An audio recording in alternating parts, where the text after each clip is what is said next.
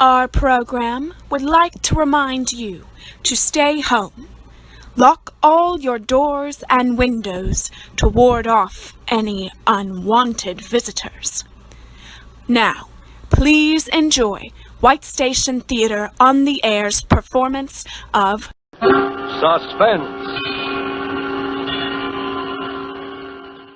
This is the Man in Black to introduce this weekly hour of Suspense. Tonight, from Hollywood, Suspense brings you the Paramount star currently being seen in Miracle at Morgan's Creek, Mr. Eddie Bracken. Mr. Bracken appears tonight, not as the exponent of comedy for which he is so deservedly noted, but as a boy over whose head hung dark clouds of suspicion, and was involved in a particularly heartless crime. And so, with The Visitor, and with Mr. Eddie Bracken as the boy who called himself Bud Owen, we hope again to keep you in suspense!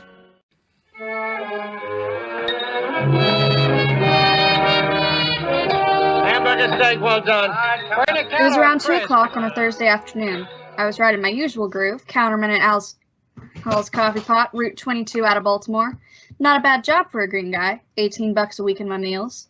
But I was aiming to be a short cook when I really got the hang of things. Of course, I'd only been in the diner a couple months. Well, as I say it was the usual afternoon. Not especially busy, but busy enough. What'll you have, mister? Oh, a ham on rye and a cup of coffee, Bud. Coming right up.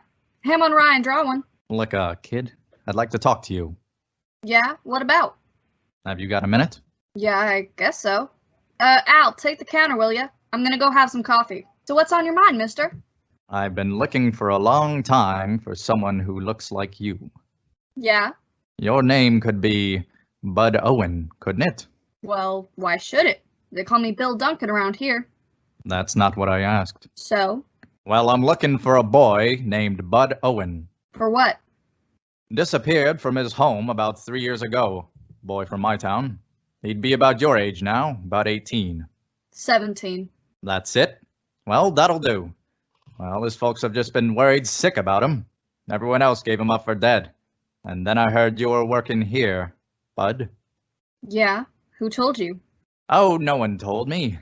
I got a note. Anonymous. You didn't write it, did you? No, I didn't write it. You know, I think I'd have recognized you anyway. You're a lot taller, of course, and you look older. Well, anyone would, wouldn't they? Same ears, though. I call them wings. That's a good one. You remember who I am, of course. Mac Burrell. Used to be chief of police. Pleased to meet you, again, Mr. Burrell. Well, Bud Owen. A lot of know-it-alls are sure gonna be surprised. Surprised? At what? Why, to see you. Edgerton is certain to a man that you were feeding fishes off of White's Pier. And when they see you, boy, I can't wait. Hey, look, Mr. Burrell. Just what is your proposition? Well, Bud, I want you to come home again. With me. Oh. Of course, some things have changed in 3 years, but not much, and if you take it easy and have a friend to help you over the rough spots, you'll be right back at home in no time. I see. Working in a diner. Why, you're depriving yourself of everything a boy could want. A good home, lovely parents, wealthy parents. Yeah, you make it sound kind of nice at that, Mr. Burrell. And, Bud, did you know that your father has offered a $10,000 reward for anyone who finds you? No, I didn't know that. Don't you think you ought to come home, Bud? Maybe I should. And think of your folks. Think how your poor mother has suffered. Think how happy it'd make them. Uh-huh. Well, Mr. Burrell, if you really think it'd be all right. Sure it will. Oh, it may be a little tough at first, all the excitement, people staring at you. But that won't last long. Well, you gotta expect some kind of excitement. Yeah, I suppose it was an event, having a hometown boy drown. Drown, boy? Why? They thought you were murdered.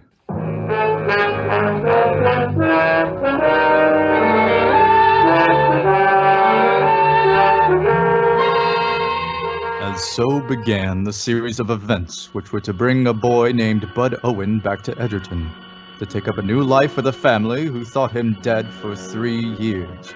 Tonight, we bring Eddie Bracken, who you have heard in the prologue to The Visitor, tonight's tale of Suspense.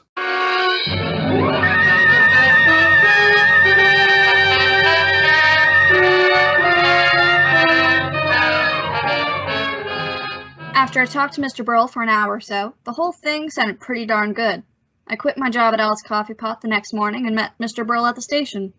We took the 5 o'clock train for Edgerton. On the way, Mr. Burrell gave me the lowdown on what had been going on in the town for 3 years, how the town thought I was murdered, and how my mother and David Cunningham, my stepfather, just wouldn't give up hope that I was still alive. And he told me how my mother hadn't changed anything in my room. She was so sure I'd come back. Although she'd bought new stuff for the rest of the house, new rugs, a couch, things like that. Mr. Burrell described it so plain I could almost see it. Well, by the time we got to Edgerton, I was feeling pretty sad for my mother. And when I stood on the dark front porch with Mr. Burrell, it was a peach of a warm summer night. I thought, if I could make her happy, even if it was tough for me, it was worth it.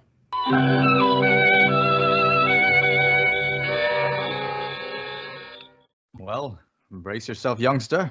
This is it. Yeah, sure. I'm okay, Mr. Burrell. Burrell, is that you? Yeah, and look who's with me. Oh, Bud. Hello, Father. Come in, Bud. Come in. Here, let me take your suitcase. Here's your mother. Hello, Mother. Oh, Bud, I just... Judith, this time it's really Bud. He's come back to us. Oh, Bud. It's all right, darling.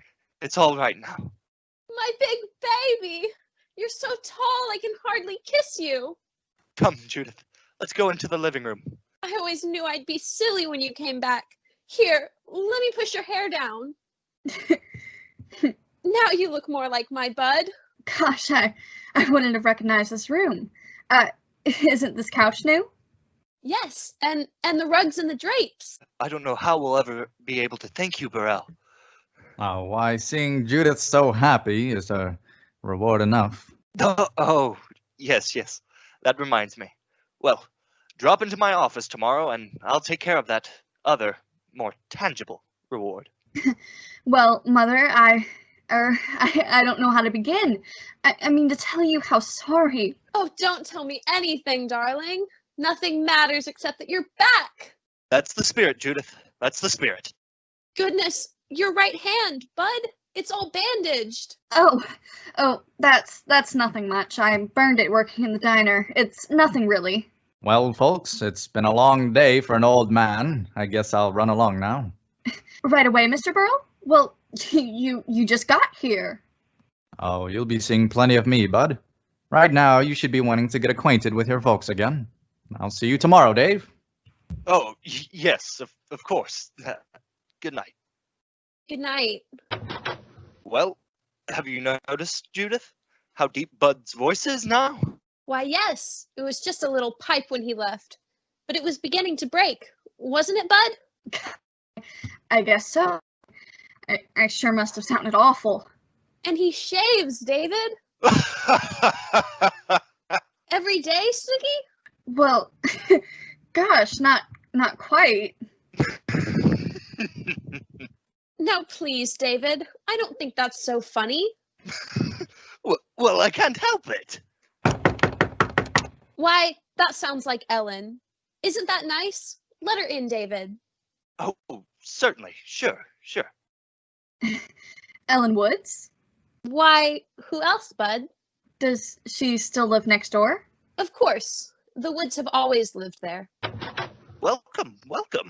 Ellen, dear, we have such a surprise. Oh my word, Angel! This is simply fabulous. Let me kiss you, you big lug. Hey, ouch! Take it easy. Oh, Bud, you're just gigantic. A regular beanpole. Oh, Bud, I can't wait for Joe to see you. Joe? I called him just as soon as I heard. He's coming over. It's all right, Mrs. Cunningham. Oh, of course, Ellen. I'd forgotten. It'll mean so much to Joe. You know about Joe, Bud? Yeah. Mr. Burrell told me. I didn't know before. This town's got a lot to make up to that young man. My folks wouldn't let me see Joe, Bud. Well, naturally they thought that. After all, Joe was the last person who saw you, and then, well, he'd admitted you'd quarreled. But your mother and I never had a moment's doubt. And I'm thankful for that. There, that's Joe. That's Joe now.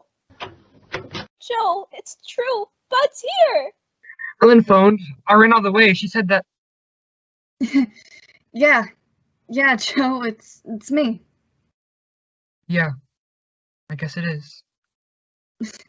Well, pal, I owe you an apology or something. Skip it, pal. Now, Joe, we know how hard it's been for you. Only, now it's over. Judith, dear, let's go upstairs. Let's give the young folks a chance to be by themselves. All right, David. But don't stay up too long. Bud, you'll need lots of sleep. I won't, Mother. And don't forget to turn off all the lights. Okay. Good night, children. Good night. Well, what'll we do? Cut a rug or chew the fat? Suit yourself. Joe, don't talk that way to Bud. You might remember he's my friend and he was certainly yours. Yeah, I guess he was. Look, Joe, I can see how you're sore with me, but don't take it out on Ellen. Kindly, don't start messing between Ellen and me. Joe, please. So you're home now, Bud. And I'm the last one to kick, but when you toss it all off by saying you owe me an apology or something, well, maybe it's not easy to remember we were friends. Well, I didn't know what to say. I know I tried to remember we were friends when the whole town was sure I'd killed you. And I tried to remember it when the draft board listed me as undesirable because they thought I was guilty. I even tried to remember we were friends for 3 years when people crossed the street so they wouldn't have to speak to me. And people got up and walked out of the room when I came in, and when... Oh, gosh, Joe, I didn't realize that. I am sorry, Joe, honest. Joe, you should be the first one to walk around town with Bud, right tomorrow morning. If you both like it, I'll go with you. If it's all right with Bud. Is it? Boy, I'm gonna need the company. Then it's a date, huh? All right. Kidding, Bud. I'm glad you're home, fella. No hard feelings? Oh, gosh, Joe, no. So long, Bud. Bye, Bud. So long. Bud, Yes, Mother? are you coming to bed now, dear? Yeah, I might. You know, Bud, I've been thinking, the funniest thing, What's that, Mother? you realize you never even asked about Trixie. Trixie? That's right, I didn't. After all, she was your dog. And you know what they say about a boy and his dog. Oh, poor thing. When you didn't come back, she just wandered off. Oh, gee, that's tough, all right. And you didn't even ask about her. But I guess you can't be expected to remember everything. No, I guess I can't remember everything.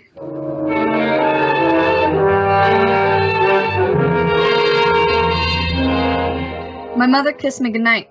I went upstairs to my room. It was just like Mr. Burrell told me it would be. Everything seemed to have gone all right so far. I undressed and turned out the light. But before I got into bed, I locked the door, just in case.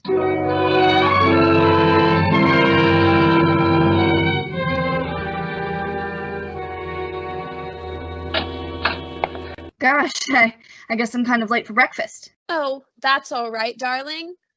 We know you needed the sleep. Sit right in your old place, Bud. Yeah, sure. Your mother and I have been mooning over these old pictures of you, son. But except for the ears and something around the eyes, you've changed so that I can hardly recognize you. Look, here's the last picture before you went away. Why, it's almost frightening the way you've grown. Oh, Judith, darling, you wouldn't want the boy to be a midget, would you? Sure, he's taller, but look at his hair, the way he stands. Yeah, I sure was a goon. You should have been glad to get rid of me. Oh, no. And look, Bud, what else I found? All your school compositions from the first grade on. Here's the one you wrote on Alexander the Great. Ouch! Mother, don't be so careless with those things or I'll die of blushing. Why, Bud, I think this was very good for your age. You were barely 14 when you wrote it. See, it's marked B, so it can't be too terrible. Your least little scribble is a great thing to your mother. Well, I'd better be off to the office. Drop in to see me if you have the time, Bud. Why, sure, Father, I'll do that. Good. Goodbye, Judith, darling. I'll be home for dinner. Goodbye, David. How about some hot coffee, Bud? Yes, thanks. There's Snicky. Bud, there's something important I want to discuss with you. It's about my will. Your will? Well, you know how your father, well, David, is about my money, but he never really wanted to touch it or even have me put him in my will. He's so proud about things like that, and I do have so much more than he ever will. Well, sure, I remember. How much money is it anyway? Why, you know, Bud, there's about $150,000 your grandfather left. Yeah? Then there were the 4 houses on Elm Street that your Aunt Carol left, and the income from them. I haven't used any of it, so it amounts to quite a lot by now. Gosh, yes, it must at that. Well, after you left, even though David didn't want me to, I changed the will, leaving everything to him. Why, sure, that sounds fine to me. Yes, but now I think the best thing would be for me to just turn it all over to you now. Set up a trust fund. You could use the income to start college, and maybe later you'd want to set yourself up in some kind of business. I know it'll please David. But, Mother, gee whiz, it's swell of you, but don't you think you should wait? Wait for what, darling? Well, until you know me better. I mean, gosh, I wouldn't know what to do with all of that money, and maybe I'd mess things up. Oh, silly. The bank takes care of everything. It always has for me. Now all you have to do is sign these papers here. Sign? But I can't, Mother. You see my hand, the bandage. Oh, isn't that a shame? I forgot you couldn't write. It ought to be all right in a couple days, so I can take the bandage off. Oh, somebody's whistling for you, Bud. My, that sounds like old times. Oh, it's Ellen and Joe. They're gonna take me out and show me around the town. I guess I'll have to face the music. You know you'll love it. You're going to be a regular hero. Yeah, but I don't feel much like a hero now.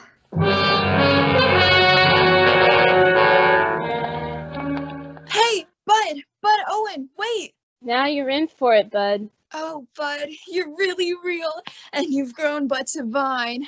Hey, you're choking me. Oh, I've just been telling everybody you're back. It's too sensational. It's like having a new boy in town, and do we need some? Well, gosh, I shouldn't think you'd have any trouble. Why, you're cuter than ever. Listen to him. He's got a line. Gee, he sends me.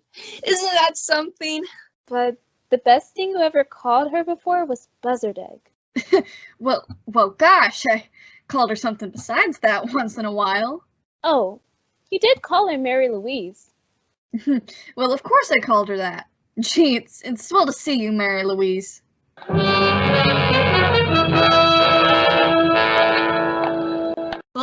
Owen, you bad boy. Are you gonna recognize me or aren't you? Oh, gee, it's good to see you. How are you anyway? Well, you're not too grown up to kiss old Mrs. Callahan the way you always did. Oh, I'll say I'm not Miss Callahan here. Why, I heated enough bottles for you and washed enough of your diapers too. So don't let me catching you putting on airs. Oh, no, ma'am, I won't. Well, goodbye for now. What's the matter? Didn't you recognize her? Oh, Miss Callahan? Well, of course I did. Well then, why didn't you call her what you always used to? Couldn't you see the way she was sore? Well, yes, I did. Bud? You used to call her Aunt Sally.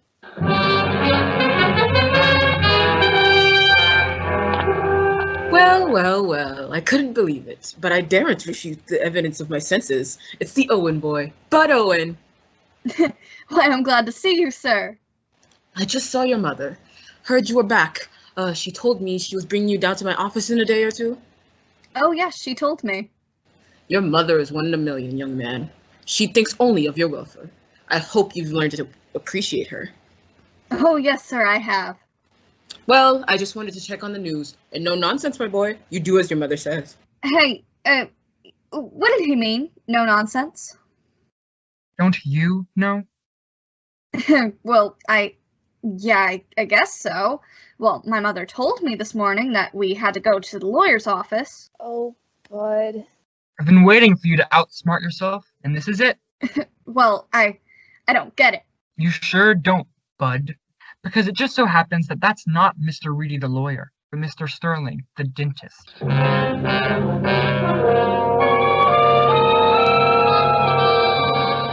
I talked fast and Ellen took my side, and we got Joe calmed down, but I knew he was going to watch me like a hawk from then on. That afternoon, Ellen, Joe, and Mary Louise got the snazzy idea of going to the beach. My father knocked off work and drove us down, sort of to celebrate my homecoming. It really was a hot day, so when we got there, the others made a beeline for the water, but I didn't because of my bandaged hand.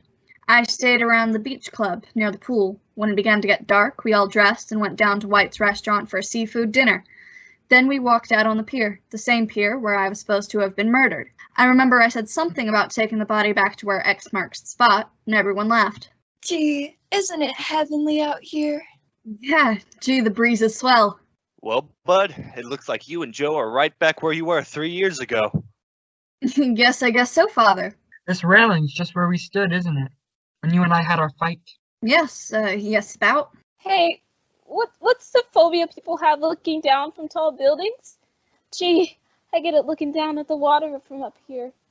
That shouldn't worry you, Ellen. You swim like a fish. Now me, I should really feel funny. Well, you about ready to go home, children? I don't want Judith to worry. Oh, yeah. All right, Mr. Cunningham. It's been such a heavenly day. Bud, wait a minute. Come on, Joe. Just wait a minute. There's a couple things I want to say. Look, now, later, Joe. Ellen and Father. It'll only take a minute. First, about your not being able to swim. But, Joe, you knew about that. I never learned. That was why. Sure. Everyone knew Bud Owen couldn't swim. That's why when you disappeared, they thought I'd push you off the pier and you'd drown. Now, Joe, I don't get it. Can't you let bygones be bygones? Bud Owen couldn't swim. But this afternoon, when you thought we were all at a good, safe distance, I walked up to the beach club looking for you, and I saw you swimming in the pool. Yeah, but I learned. And your bandage was off. Well, start talking. Or do I do the talking to the cops? Now, listen, Joe, you've got to wait. You got to give me time. But don't get me wrong. No one else in this town should be gladder to have Bud Owen come back than me. After all, I've taken plenty because he disappeared. But rather than let Miss Cunningham be fooled. Well, that's what I mean, Joe. You got to give me time to square things. Just a little time. Well, you better move fast. Joe, no matter what you think you know, I haven't hurt anybody. No, not yet. And if you give me time, maybe nobody will be hurt.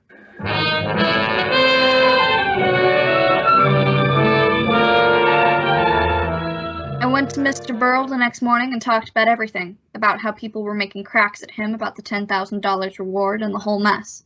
I knew things were moving awfully fast, and I told Mr. Burrell he had to help me. That night, when she finished her coffee, my mother said she was awfully tired. My father, David, saw her upstairs to bed. I looked out the window and saw Mr. Burrell's car pull up to the curb in front of Ellen's house. I knew he was going to do everything he could, but by this time, I was scared.